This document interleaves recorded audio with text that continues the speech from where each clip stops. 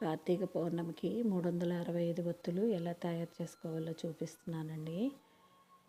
పత్తి నుంచి ఇలా సన్నగా దారం తీసి దాన్ని ఇలా వేళ్ళకి చుట్టేసుకుని మధ్యలో కత్తిరిస్తే ఒక్కొక్క చుట్టుకి 2 ఒత్తులు చొప్పున వస్తాయి. వాటిల్ని 100 చొప్పున లెక్క పెట్టి కట్టి పెట్టుకుంటే లెక్క కరెక్ట్గా సరిపోతుందండి. ఓ 10 ఒత్తులు ఎక్కువ వేసుకోవచ్చండి. మధ్యలో లెక్క తప్పినా కూడా సరిపోతాయి.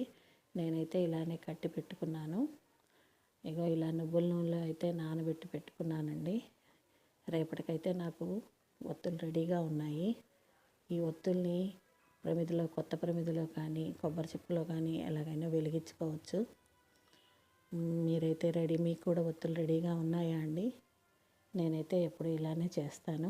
మరి మీరు ఒకసారి ఈ వీడియోకి లైక్ చేయండి. కార్తీక పౌర్ణమి శుభాకాంక్షలు మీ అందరికీ.